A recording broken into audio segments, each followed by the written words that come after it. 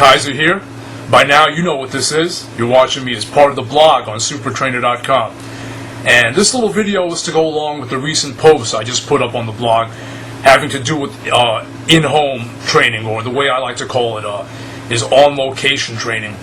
And I wanted to clear up a few things here. I mean, first off, this type of training where you see the person, the client, at their location, it's kind of gotten a bad rap or a negative connotation in the industry.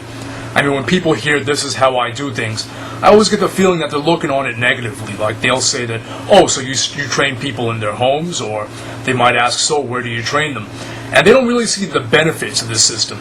I mean, as long as you manage your area properly, if the clients' homes that you go to are not far from the public place, if it's a park where you're training out of, or the trainer's gym, then there's really no downtime and no wasted time. But there are positives, because if you do go out of your way to give this extra service to clients, you can charge more for that. And you can make it more convenient for the client. And you don't have the overhead of a gym, or the rent you have to pay to a training facility, or the day rate, or anything like that.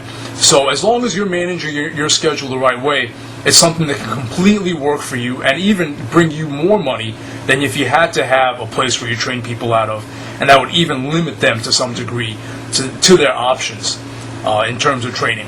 And that's really the second point, that when you do this type of training, there are no limits.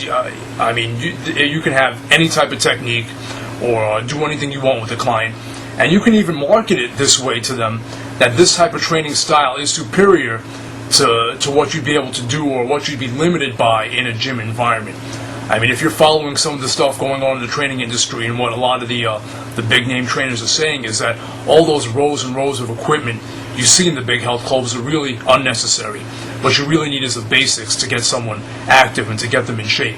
So yeah, just wanted to make those two little points, that wherever you're starting from, if you're a trainer just getting started and your only option right now is seeing people at their place, there's nothing wrong with that. That's something that you can build on, you can grow, you can charge high rates for, and you can carry to a much higher level, to a really good, thriving training practice. I mean, what it really comes down to is you, how you carry yourself and present yourself.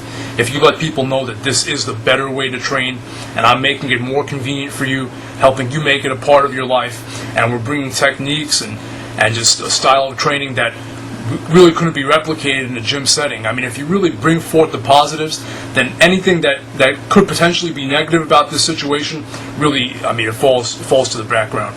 None of the clients I train feel that this is an inferior style or a worse situation in any way than I don't know, having a studio or having a gym. I mean, they love the way I do things, and it's really, it's a cornerstone of my training practice and what I'm about. So I just wanted to get that across, and there's more details, and I talk more about the subject in the blog post. Check that out, of course, supertrainer.com. And yeah, you'll be hearing from me soon. Thanks.